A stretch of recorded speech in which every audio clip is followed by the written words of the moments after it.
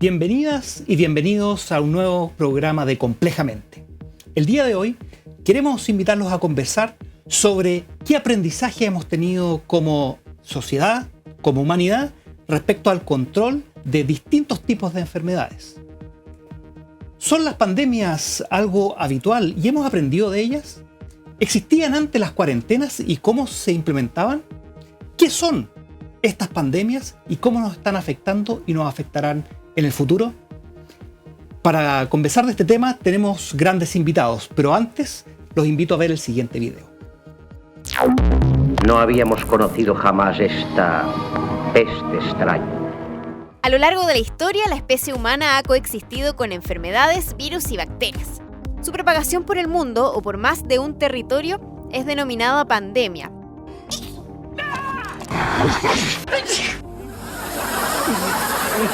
¡Maldita sea! ¡Aíslale! ¡Aíslale! La peste Justiniano, la peste negra, la gripe española, la viruela, el cólera, el VIH y ahora el coronavirus o COVID-19 son las pandemias más estudiadas en la historia de la humanidad.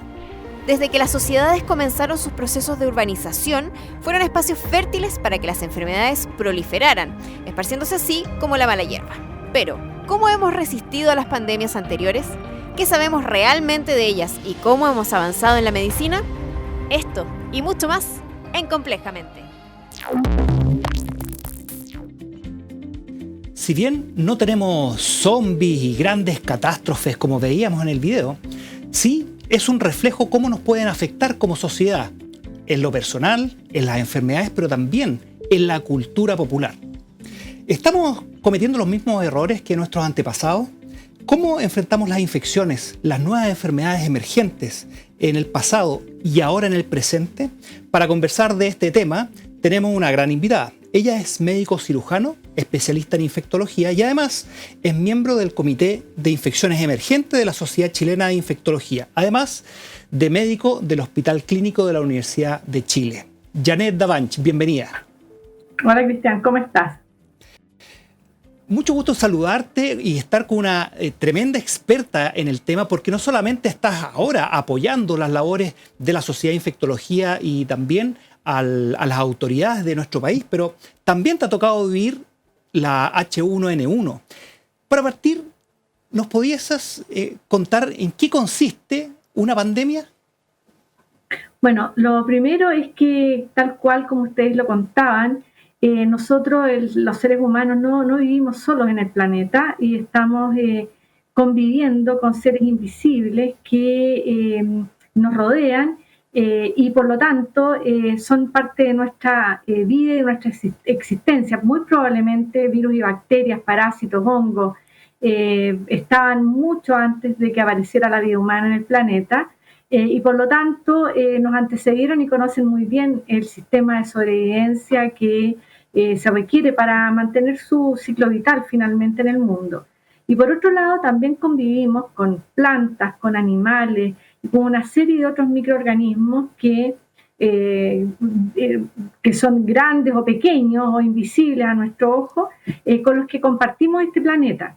Y eso significa que tenemos interrelaciones, pero múltiples con todos estos microorganismos y con estos seres vivos. Y por lo tanto, el ser humano en el centro que viene a poblar la Tierra, que tiene un sistema inmune que va aprendiendo en la medida que vamos creciendo de cómo nos defendemos y por supuesto que hoy día con la medicina moderna y con la intervención de múltiples medidas, tanto de salud pública como farmacológica, como por ejemplo las vacunas, nos hemos podido proteger de esta eventualidad de que estos microorganismos con los que convivimos afecten la salud de las personas y como ustedes bien decían, en la historia da cuenta de múltiples eventos en donde la salud de las personas ha estado en crisis.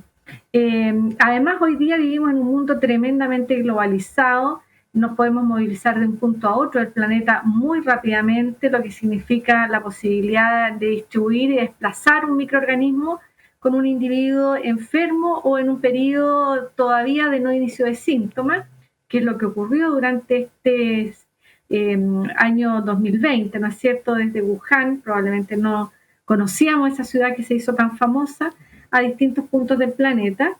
Y no solamente somos un mundo globalizado en cuanto a que se movilizan las personas, ya sea por trabajo, turismo, por ayudas sociales, por desplazamientos obligados a las personas que están en situaciones de conflictos o situaciones de pobreza, ¿no es cierto? Y De Janet, vulnerabilidad. con eso tú mencionas el movimiento de las personas, que es fundamental porque son quienes transportan, ¿cierto?, estos microorganismos. ¿Y por qué esa diferencia con virus y otros tipos de microorganismos? Porque están bacterias, como bien comentabas tú, hongos y otros. ¿Por qué hemos visto estas pandemias y qué hace especial a los virus respecto a los otros microorganismos? Bueno, lo que hace de particular no solamente a los virus, sino que tenemos pandemias de microorganismos resistentes como son las bacterias. Las bacterias, si bien no se transmiten tan eficientemente como los virus, especialmente los virus respiratorios, sí tenemos una amenaza sobre nuestra cabeza que son bacterias multiresistentes o panresistentes a los antibióticos. Hemos contado con antibióticos en los últimos prácticamente 60, 70 años de nuestra historia, pero ese milagro que fue la aparición de los antibióticos también nos amenaza y es una amenaza cierta y real. Pero ¿por qué los microorganismos como los virus nos producen tanto problema? Es porque especialmente los virus respiratorios que se transmiten eficientemente entre las personas y que pueden incluso empezar a transmitirse antes de tener síntomas, tienen esta facilidad enorme de desplazarse con las personas enfermas o en periodo de incubación y luego, si un virus, por ejemplo, lo que ha sucedido con SARS o lo que sucedió el año 2009 con la influenza H1N1, si se adapta, es decir, si logra reconocer muy bien nuestras células, es decir, el lugar o la casa donde necesita multiplicarse y además logra adquirir la capacidad de transmitirse eficientemente entre las personas. Nosotros vivimos hoy día en lugares hacinados, tenemos esta condición natural del ser humano a ir congregado, ¿no es cierto? Le facilitamos, por supuesto, todas las rutas al virus para que se propague fácilmente. Y una pregunta que yo me hago todos los días, ¿con cuántas personas yo me cruzo en mi día a día, en el ambiente laboral, en mi traslado, en mi desplazamiento? Yo soy peatona, así que puedo no contar la cantidad de personas con las que me contacto, por ejemplo, en el traslado en el metro durante la mañana. Y de ahí entonces esta posibilidad, que es una posibilidad impredecible, no sabemos cuándo, dónde, magnitud, no sabemos cuánto va a afectar al mundo y a qué personas va a afectar con más severidad. Y cuando debutan, que sabemos que esos eventos van a ocurrir, bueno, entonces comienzan todos estos ciclos que hemos vivido en el 2020, identificando además algo que debería ser un fenómeno que deberíamos conocer, que son lo que ustedes, los saludistas, conocen muy bien, que son las determinantes sociales, que también tienen un rol fundamental en la emergencia, propagación de estos microorganismos. Y en ese sentido, el control también de las fuentes de donde se están generando esta especie de laboratorios donde se mezclan ciertos virus y pueden surgir nuevas cepas, nuevos tipos, nuevos virus o incluso nuevas bacterias, es fundamental. ¿Cómo esto influye y quizás cuántas pandemias se han evitado por un control local en una industria, en un mercado local, o también con buenas prácticas locales de uso, como bien decías tú, de antibióticos? ¿Qué tan importantes son esas medidas a nivel local y que estamos generando nosotros, los profesionales y la gente que se realiza la vigilancia epidemiológica? Bueno, tú bien decías que vivimos en un mundo globalizado, tú me decías el movimiento de las personas, pero no solamente movemos personas, se mueven animales de forma constante por razones de que necesitamos abaratar los costos de comida o aumentar la posibilidad de llegar con recursos alimenticios a todo el mundo y reducir el hambre, por ejemplo, y hacer cada día más barata el consumo de los alimentos. Es decir, la cadena de la industria alimentaria es enorme. Ya nosotros exportamos cerezas a China o salmones. Tenemos una tremenda variabilidad de movimiento, tanto de vegetales o productos de todo tipo que rodean al hombre. Pero por otro lado, También decíamos que las personas hoy día, es decir, especialmente la población humana, ha crecido de forma muy, muy importante e invadimos en los hábitats de los animales. Un ejemplo muy claro para nuestro país, por ejemplo, es la aparición del anta en la década de los 90, ¿no es cierto?, en que los roedores que vivían en su hábitat natural, en nuestro sur, en los bosques, invadimos, ¿no es cierto?, los bosques por necesidades de uso de la tierra, el manejo de los árboles, el cambio climático, las razones que sean, nos acercan a estos roedores y finalmente el hombre se expone y aparece la transmisión de este virus anta al ser humano. La fortuna que tenemos hasta hoy, que tampoco es tan fortuna, es que nunca hasta aquí, o no estoy siendo injusta con el anta, ha estado aprendiendo a transmitirse eficientemente entre los humanos, pero no lo hace como lo hace con otros virus, lo hacen con los humanos. Por ejemplo, ¿y la transmisión? Y la transmisión entre humanos, que es clave y es parte de lo que vemos todos los años en las temporadas de influenza, y también se ha visto con el COVID, es fundamental encontrar a las personas, como bien contabas recién, con todas las personas con las que uno se cruza, ¿cierto?, que aumenta la probabilidad de que esas personas hayan sido infectadas. Es lo que se ha llamado la famosa trazabilidad. Trazabilidad. Cuéntanos de esta trazabilidad. ¿Es un concepto nuevo? ¿Es algo que hemos implementado siempre? Bueno, yo no soy salubrista, esto me lo han enseñado ustedes, hemos trabajado juntos contigo, Cristian, en este tema. Yo he aprendido mucho como infectóloga, como médico clínico. La diferencia que tenemos con los salubristas es que los salubristas tratan a muchas personas o evitan que enfermen muchas personas. En cambio, mi trabajo es individualmente con uno o más pacientes. Pero yendo a tu pregunta de la transmisibilidad, a lo que quería llegar es que hoy día finalmente tenemos que preocuparnos del concepto un mundo, una salud. Es decir, no solamente la salud de los humanos, sino que también de todos aquellos seres vivos que habitan en el planeta.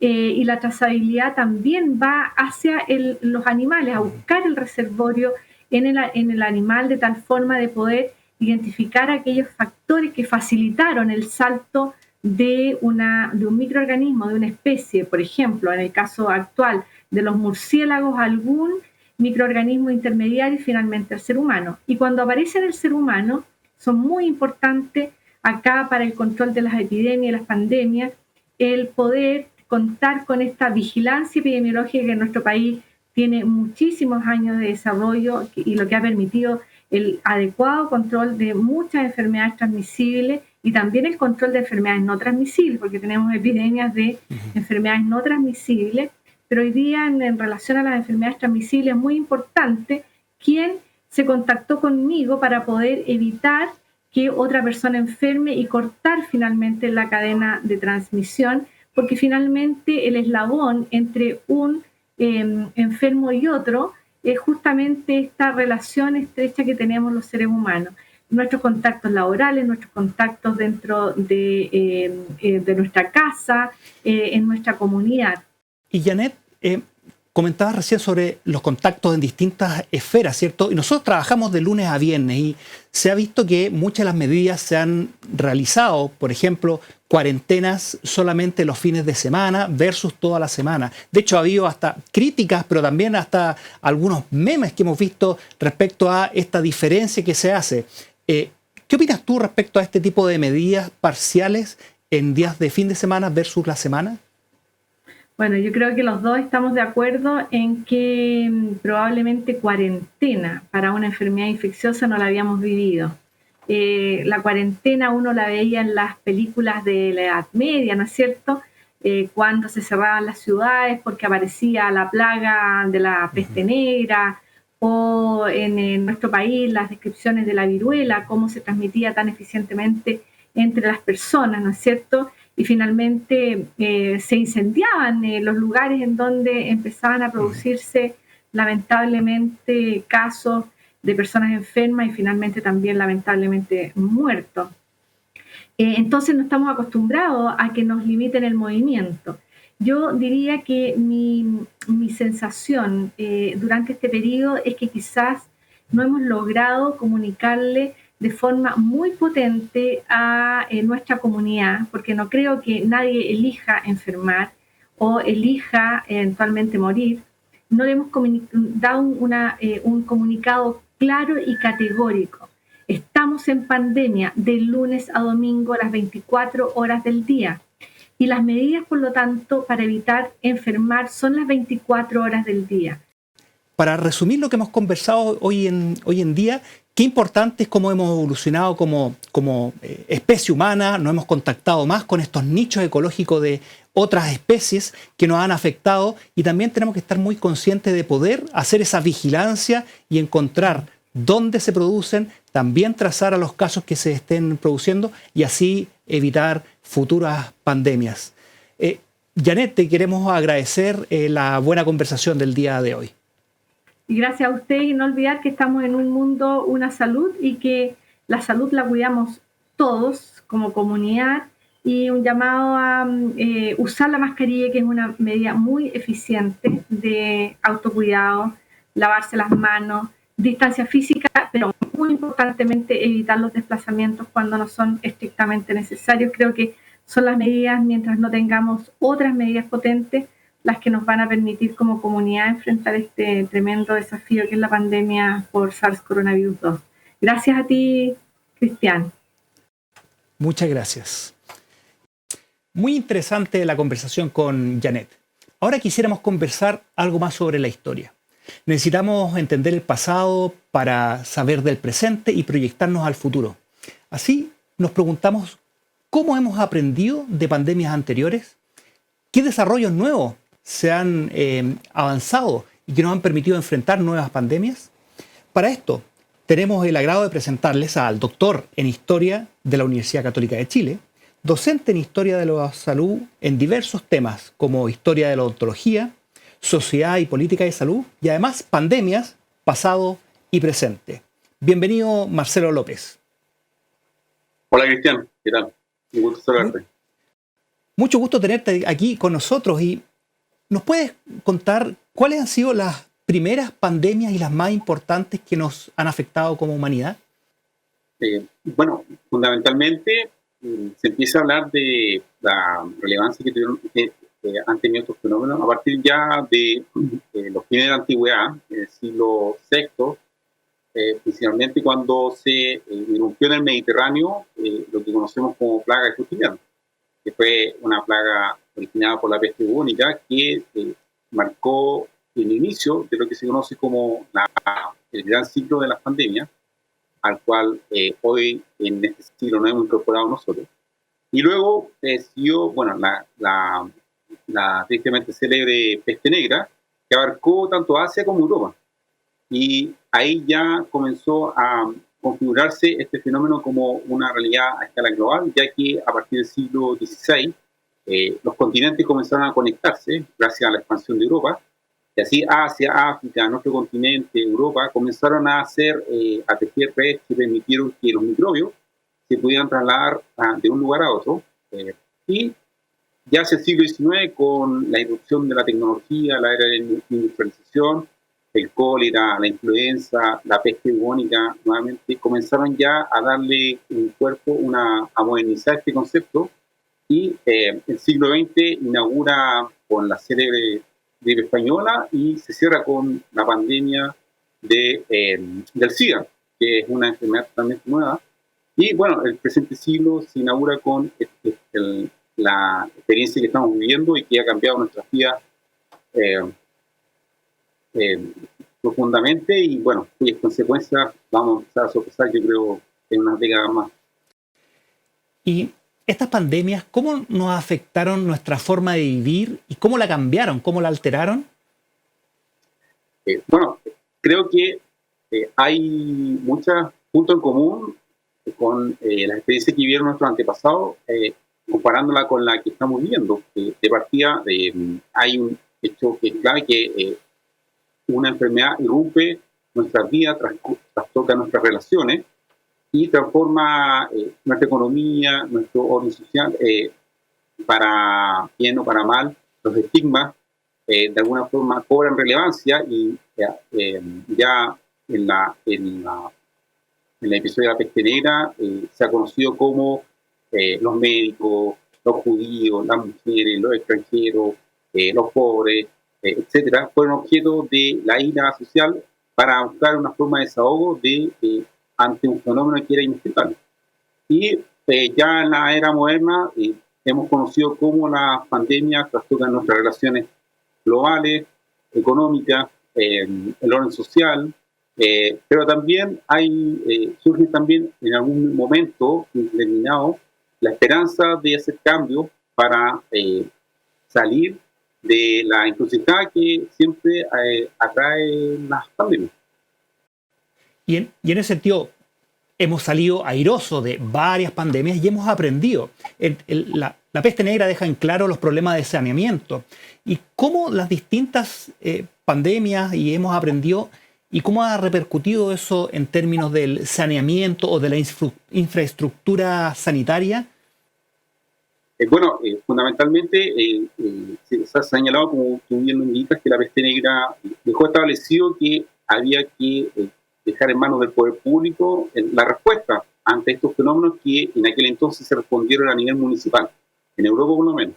Y ahí se sacó la conclusión que debía haber un solo poder que dirigiera todas las tareas, a lo cual se sumó, obviamente, y progresivamente, la importancia que tenía que tener la ciencia, que en aquel entonces no tenía el avance que conocemos hoy, pero sí los conocimientos para saber que habían ciertas enfermedades que se transmitían a través del aire por algún ente desconocido.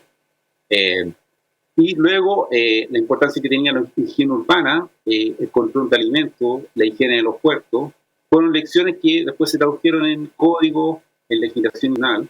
Y ya en el siglo XIX, con la irrupción de la microbiología, la salud pública contó con una base cognitiva que sentó los precedentes de lo que es la epidemiología, que hoy ha sido fundamental para enfrentar la pandemia. Y estas pandemias nos han permitido ir sacando lecciones que han sido la base de muchas de las acciones que hoy estamos adoptando. De hecho, se ha señalado que la cuarentena medieval hasta el día de hoy no ha sido útil en mayor o menor medida para hacer frente a esta situación. Efectivamente, las cuarentenas que son implementadas de manera efectiva, en el momento adecuado y con la profundidad necesaria, y por supuesto que se cumplan de la manera necesaria, pueden tener buenos efectos. Y en ese sentido, ¿qué otras enfermedades se han controlado con estas medidas en el pasado? ¿Algún ejemplo?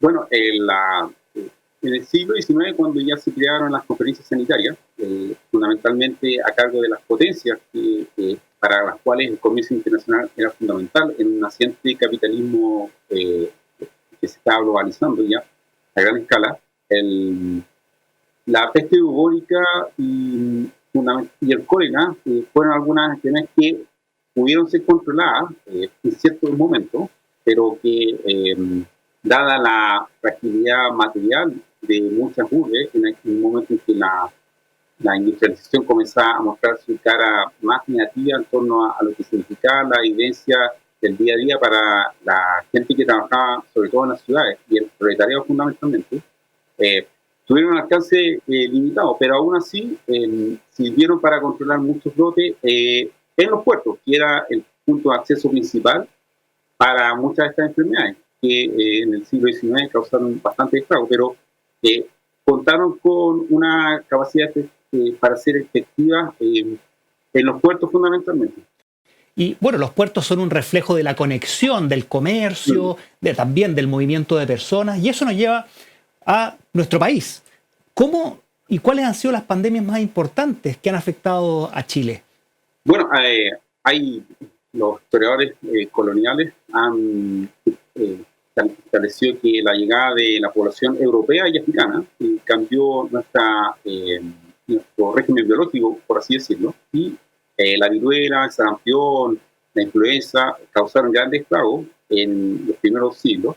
Y en el siglo XIX, se puede señalar que llegó una segunda gran oleada de nuevas enfermedades porque irrumpió el cólera, que a mi juicio, y como lo han señalado algunos historiadores locales, fue el hito que contribuyó a que se acelerara una discusión que se venía gestando de hacía un par de décadas en torno a qué papel debía jugar el Estado en torno al orden sanitario, porque muchos de los médicos locales que veían lo que estaba ocurriendo en Europa abogaron para que el Estado tuviera un papel más efectivo.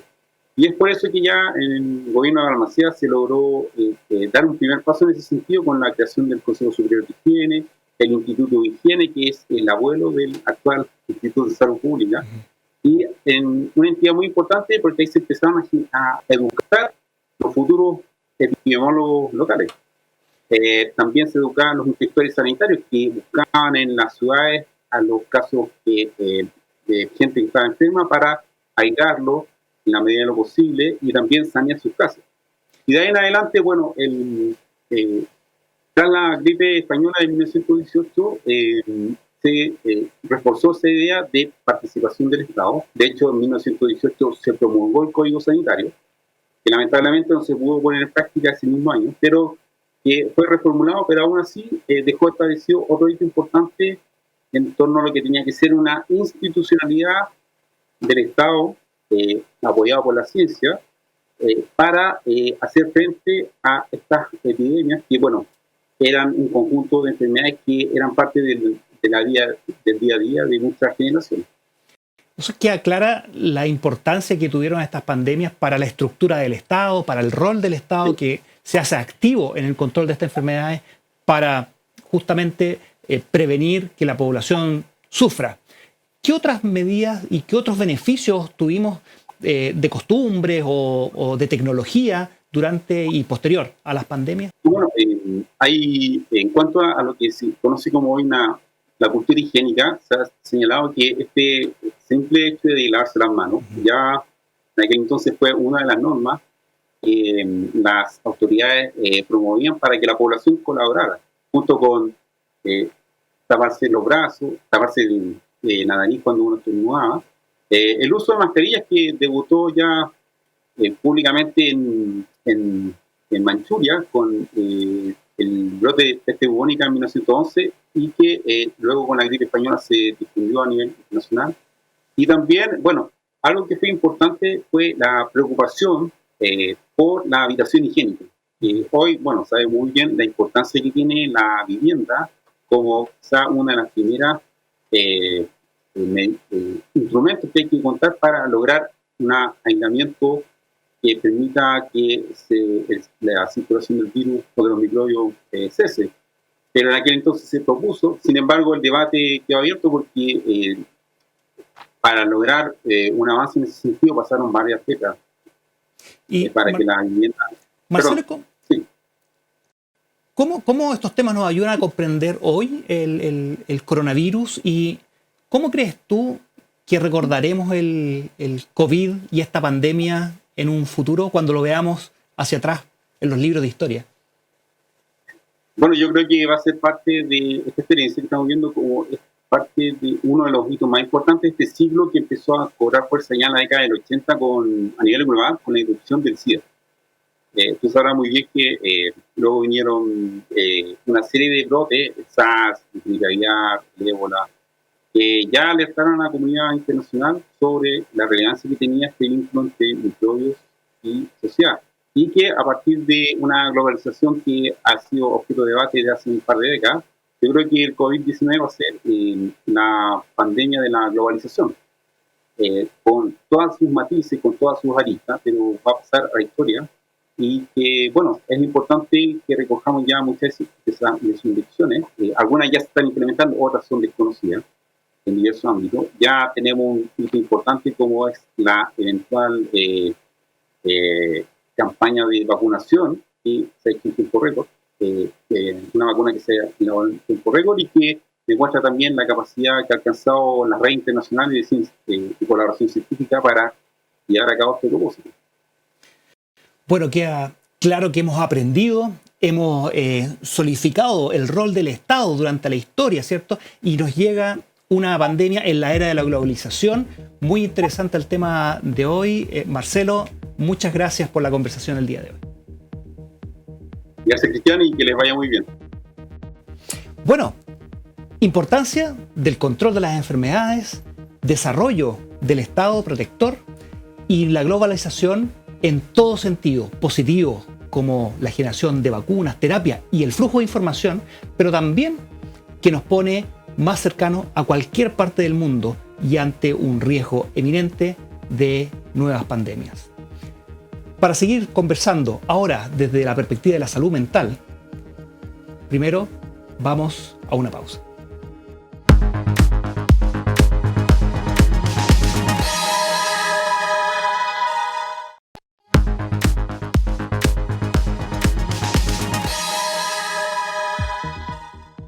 Estamos de vuelta de la pausa en Complejamente. En el primer bloque hablamos sobre las pandemias y la historia. Y queremos introducir el siguiente tema, que también es un problema de interés en la actualidad, sobre la salud mental y los efectos psicológicos de las pandemias y también a través de la historia. Antes de ahondar en el tema, vamos a ver el siguiente video. Hasta la primera mitad del siglo XX, la asistencia en salud mental estaba centrada en hospitales psiquiátricos, cuyo fin era principalmente mantener controladas a las personas por considerarlas peligrosas. Sin embargo, la historia y los avances en esta área nos han dejado enseñanzas para enfrentar el mundo contemporáneo. A lo anterior se suman las patologías de salud provocadas por las formas de vida actuales, como el estrés laboral o la depresión. 158183. Te van a... No lo he llamado. ¿Y dónde está? Porque El señor Poch quiere hablar con usted en su despacho. ¿Ahora? Hoy, la evidencia en pandemia mundial por COVID-19 reveló el escaso acceso a tratamientos efectivos y un sistema de salud mental precarizado. Entonces, ¿cuánto hemos avanzado en salud mental en Chile y el mundo? ¿Desestimado el presente y futuro de la salud psicológica tras la pandemia mundial? Esto y mucho más analizaremos hoy en Complejamente. La salud mental no es solamente un problema que ha ocurrido a través de la historia, sino que también los procesos sociales han afectado a las personas. El estallido social, las cuarentenas, el desempleo o la segregación o los fenómenos sociales pueden afectarla. Para hablar de este tema tenemos una invitada de lujo. Ella es psicóloga clínica de la Universidad de Santiago, con más de 20 años de experiencia. Es magíster en medicina social de la Universidad Autónoma Metropolitana de México. Tiene una trayectoria amplia en gestión de salud y salud mental, como exdirectora nacional del programa Elige Vivir Sano en Comunidad y además actualmente es subdirectora de docencia en la Escuela de Psicología de la Universidad de Santiago. Ella es Claudia Honorato. Claudia, bienvenida. Hola, muchas gracias. Un gusto estar acá. Claudia, estábamos hablando sobre los temas de salud mental, cómo nos afectan y desde la perspectiva histórica, ¿cómo parte el tema de la salud mental y se empieza a tomar como un problema de salud? ¿Cuándo empezó a ser importante para nosotros como sociedad? A mí no me queda tan claro qué tan importante es incluso hoy día. Yo tengo la impresión de que si bien se han producido avances, como ustedes mencionan, que bueno, habrá que partir diciendo que cuando se crean los sistemas sanitarios, los problemas de salud mental quedan inicialmente afuera y se consideraba a las personas con enfermedades mentales como poseídas por fuerzas sobrenaturales o por demonios y por lo tanto su tratamiento no se incorpora a la atención sanitaria inmediatamente y se mantiene en el ámbito de lo doméstico.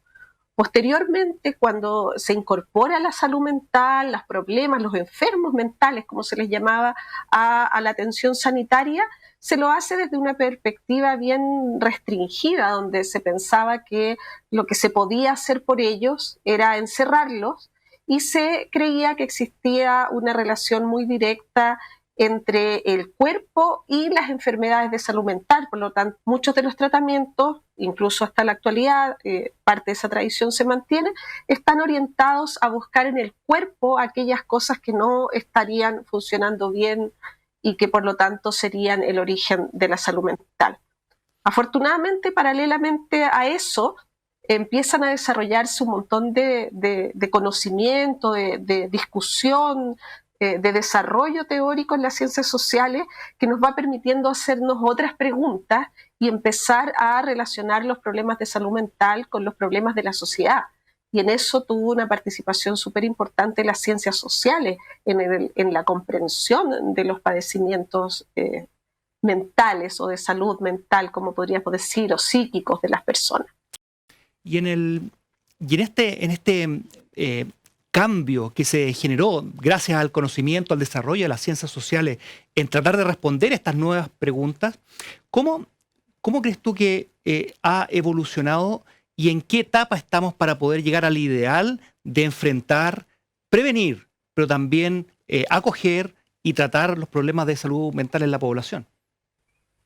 Mira, yo diría que el desarrollo no ha sido muy lineal, porque si bien uno podría decir que en Chile, ya en el gobierno de Frei Montalva, empezó a cuestionarse a partir de la influencia de las ideas de Europa, esto de encerrar a las personas con problemas de salud mental, y empezó a existir algunas políticas públicas de sacar a las personas de estos manicomios. Después, con la dictadura, esto tuvo un retroceso bien importante y yo diría quedó bastante congelado el avance respecto a cómo como sociedad comprendemos los problemas de salud mental. Yo diría que con la llegada de la democracia, entre comillas, de este periodo tan largo que hemos tenido de transición política después de la dictadura, ahí surgen con fuerza políticas en salud mental, el Plan Nacional de Salud Mental, que se ha ido actualizando y que ha ido incorporando una mirada más comunitaria en términos de salud pública en relación a la salud mental. Yo creo que se ha avanzado harto. Hoy día tenemos atención de salud mental desde la atención primaria, que es la de más baja complejidad, a la atención de alta complejidad en los hospitales. Pero todavía, del mismo modo que el sistema de salud en Chile es desigual, es insuficiente, tiene áreas precarizadas, también eso se expresa, y yo diría de forma bien brutal, en la salud mental. Los procesos sociales y la conversación, ¿cierto? Como el ideario y cómo entendemos nosotros los distintos procesos o las distintas situaciones de salud de nuestra población. ¿Qué tan tabú sigue siendo los problemas de salud mental? Lo hemos visto producciones como el Guasón, ¿cierto? Donde se refleja a una persona, o series donde muestran a la familia real, ¿cierto? Que trata de esconder, como tú bien nos describías en el pasado, ¿cierto? A sus familiares con ciertos problemas de salud mental. ¿Cómo estamos transitando y qué tan estamos en el pasado versus desde la perspectiva más allá de la atención, sino que de la misma sociedad, de aceptar a las personas que tienen algún problema o alguna condición de salud mental? Yo creo que la academia, las ciencias sociales, la discusión teórica ha ido avanzando mucho en hacer esta relación más clara, más evidente entre los problemas sociales y los padecimientos, el sufrimiento psíquico de las personas. Creo que en ese sentido la medicina social, por ejemplo, ha hecho un importante aporte, y en general las ciencias sociales han ido contribuyendo a problematizar la relación entre las condiciones de vida de las personas y los padecimientos de salud mental. Y creo que estamos en ese camino, y creo que hoy día la situación de crisis política de nuestro país también nos interpela a preguntarnos de manera mucho más clara cómo las condiciones de vida que nos impone una forma de organización específica de la sociedad en un momento histórico bien específico como el nuestro hoy día en Latinoamérica, en Chile, inciden en la forma de vivir y de enfermar de las personas. Y eso también tiene su reflejo en los padecimientos psíquicos, en la salud mental. Entonces, cuando decimos que la pandemia ha generado muchos más problemas de salud mental, uno podría decir sí y no, porque estos problemas estaban antes muy presentes en la sociedad y están bien determinados por las condiciones de vida que hemos tenido en Chile en las últimas décadas. Es una de las reflexiones que creo que se está haciendo, justamente las condiciones básicas y cómo se han incrementado o se han hecho ver ciertos problemas y diferencias, como bien mencionaba la desigualdad, el desempleo, las condiciones de vida. ¿Cómo crees que esto se ha desarrollado durante la pandemia y cómo proyectas que vamos a salir de esto? ¿Cómo vamos a construir una forma de ver la salud mental y los problemas psicológicos también dentro de nuestra sociedad? Mira, yo soy una esperanzada, entonces trato de mirar el vaso lleno, la verdad.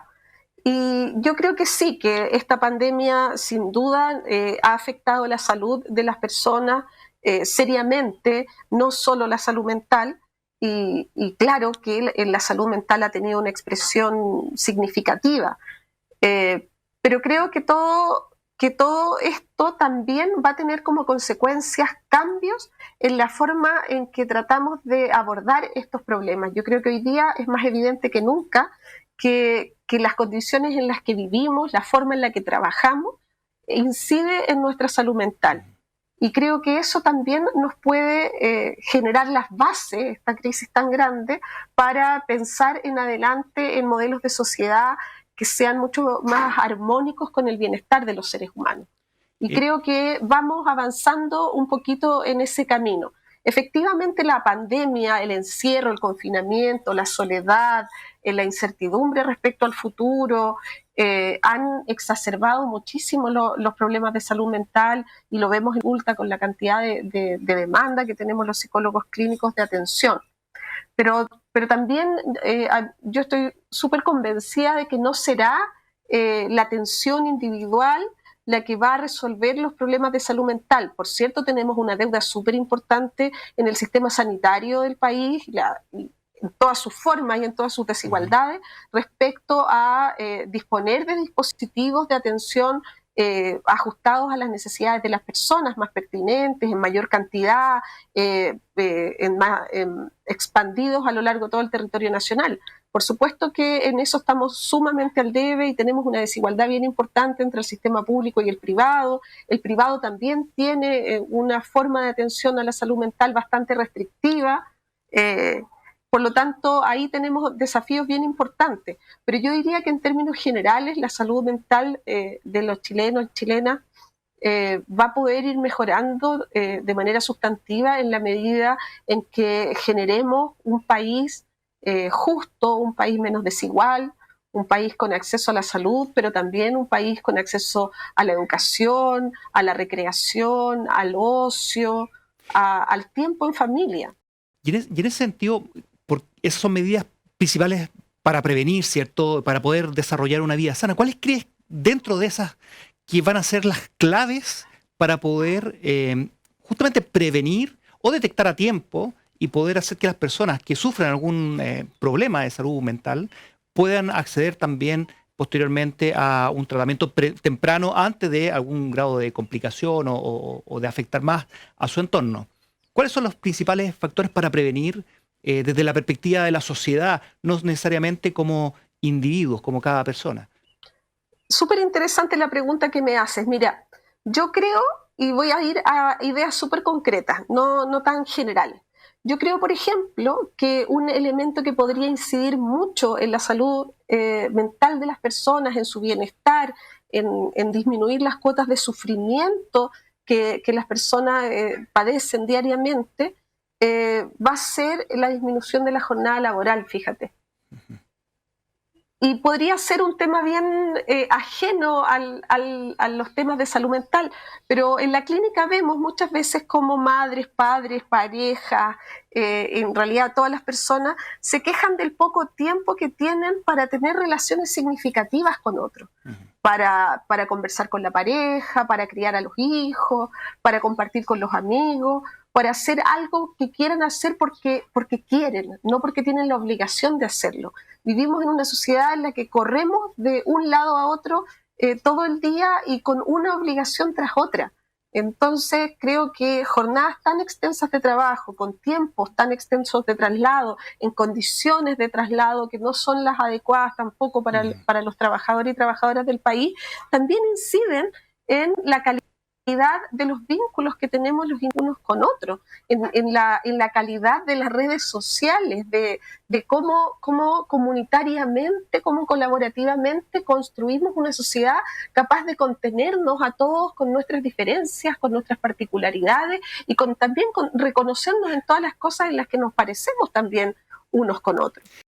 Y en ese sentido, con estas cuarentenas y un número importante de personas, si bien son las que tienen las condiciones para poder hacer, por ejemplo, el teletrabajo o la teleeducación, sabemos que no es la gran mayoría probablemente de la gente en Chile, ¿cómo ves tú ese cambio y cómo afecta justamente estas relaciones significativas de pasar a ser padres de tardes o noches a ser padres que están en contacto con sus hijos todo el día, son educadores y al mismo tiempo, sin hacer ese cambio, son trabajadores?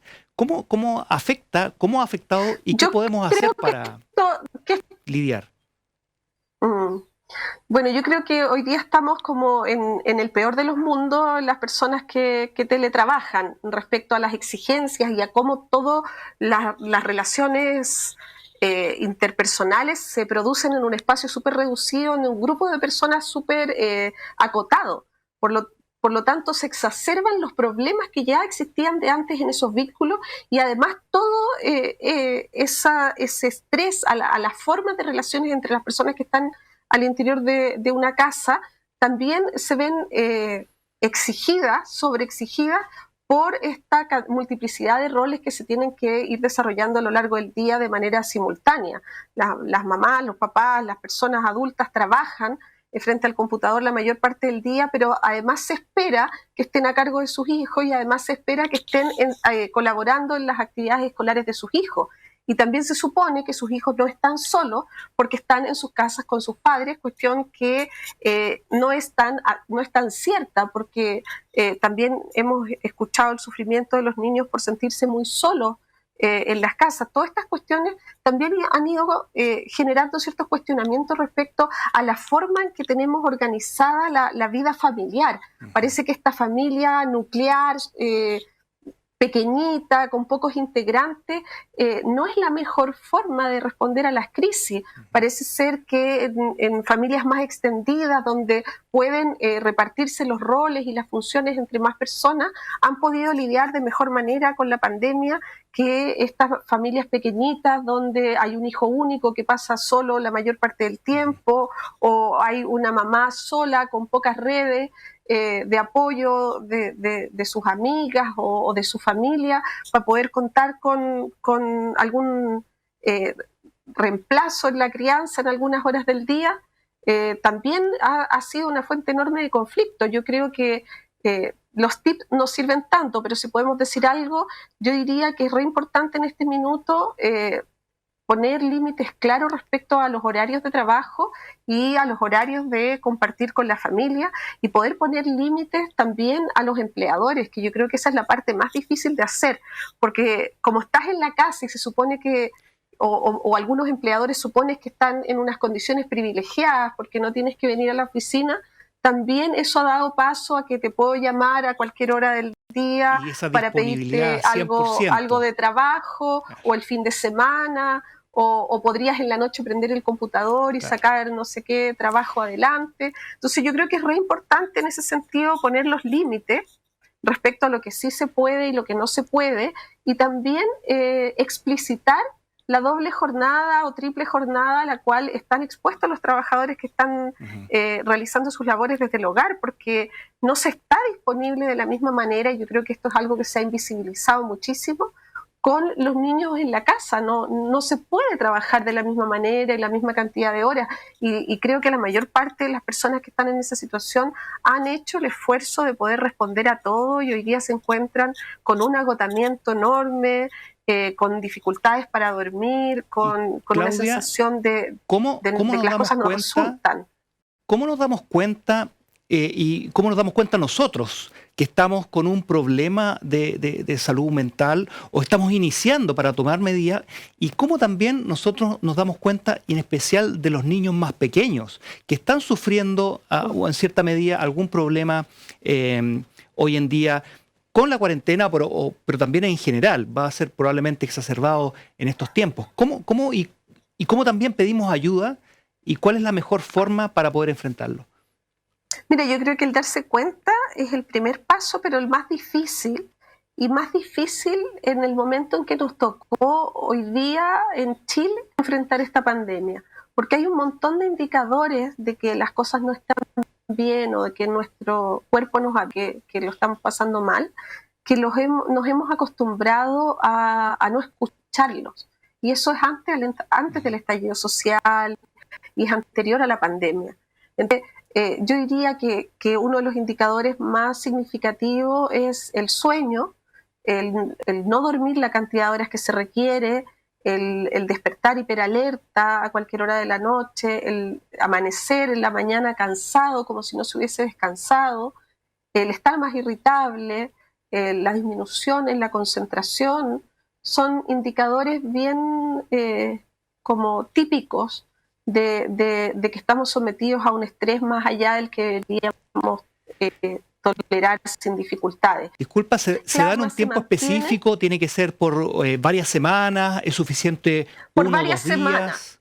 No, cuando esto se mantiene por varias semanas, uno podría decir aquí estamos frente a un problema y lo ideal sería pedir ayuda. Pero el problema es que cuando tú le preguntas a un paciente hace cuántas semanas se siente así, es posible que el paciente te diga no me acuerdo hace cuánto tiempo porque tengo la impresión de que llevo años viviendo de esta manera. Y la verdad es que las condiciones de vida contemporáneas nos han ido obligando a vivir con esa sintomatología como si la vida fuera así, si siempre tuviéramos que estar disponibles para tolerar un cierto grado de malestar o de displacer que es como parte de la vida moderna. Entonces, y también cuando decimos hay que pedir ayuda, ¿a qué estamos refiriendo? ¿A qué tipo de ayuda estamos refiriéndonos cuando les decimos a las personas, mire, si usted se siente de esta manera, pida ayuda? Porque por un lado, efectivamente, asistir a un centro de salud y pedir ayuda de atención psicológica podría ser muy beneficioso, pero también sabemos que no todas las personas van a poder acceder a ese tipo de ayuda y además ese tipo es la única ayuda que puede ser valiosa o que puede efectivamente ayudar a resolver los problemas. Entonces también a mí me gusta decirle a las personas que nos ven hoy día que también el pedir ayuda es también activar las propias redes. Y tal vez conversar en la noche amorosamente con quienes vivimos en el hogar y contarles cómo nos estamos sintiendo, preguntarle a los demás cómo se están sintiendo, llegar a nuevos acuerdos de distribución de las tareas de manera un poco más armónica, o cada uno de los integrantes de la familia queden un poco más tranquilos o se sientan un poco más aliviados, comprender el malestar del otro, poner atención a las señales del otro, hacer vínculos, estar a veces, aunque sea un ratichar, para no quejarse, para escuchar a este hijo que está irritable, insoportable y que no me deja trabajar tranquilo. En porque esta está solo, porque vorágine está parece que hacer una pausa, como dices tú, para hacerse un diagnóstico, un chequeo personal, un chequeo en casa, parece fundamental y el primer paso para reconocer estos problemas, ¿cierto? Bueno, además del pedir ayuda en los sistemas sanitarios a los que cada quien pueda tener acceso, que podría ser muy valioso, también es muy importante activar las redes sociales con las que podemos contar o empezar a construirlas. De repente relacionarnos con los vecinos, buscar soluciones colectivas a los problemas, también nos genera sensación de apoyo, de estar menos solos, que contribuye muchísimo al bienestar. Y creo que el estallido social en eso ha hecho un importante aporte y que no debemos invisibilizar. Yo creo que la mayor parte del país ha ido reactivando organizaciones sociales, los vecinos se han ido encontrando para conversar, para resolver colaborativamente sus problemas. Lo vimos en el invierno con las ollas comunes, por ejemplo. Hoy día lo vemos en las conversaciones constituyentes que se están produciendo en los distintos territorios. Y yo creo que es re importante no invisibilizar esas prácticas de las personas que han surgido espontáneamente como protectores de nuestra salud mental, porque el encuentro con los otros, el saber que puedo contar con quienes me rodean, que puedo hacer cosas en conjunto con otras personas más allá de quienes viven adentro de los muros de mi hogar, también nos genera una sensación de placer y de seguridad que ya teníamos bastante olvidada en Chile. Parece clave entonces no sentirse solo, a actuar en comunidad, reconocer temprano y activar las redes. Claudia, te queremos agradecer por tu tiempo, tu conversación y nos veremos pronto. Muchas gracias. Así será. Muchas gracias a ustedes y creo que es un espacio que nos merecemos como sociedad, en el cual nos podemos encontrar para conversar de aquellas cosas que nos duelen, pero también de aquellas cosas que nos encuentran a través de aquellas cosas que nos podemos tomar de la mano y caminar juntos. Muchas gracias. Muchas gracias. Adiós. Bueno, en este capítulo conversamos sobre las pandemias y su historia. También sobre salud mental y qué señales tenemos que estar pendientes para detectar los problemas de manera temprana. Para disfrutar en familia, queremos recomendarles la serie Hecho en Casa. Es una serie de cortometrajes en Netflix en el contexto de la pandemia mundial. Disfrútenla. Y además, acompáñennos próximamente en otro capítulo de Complejamente por Santiago TV.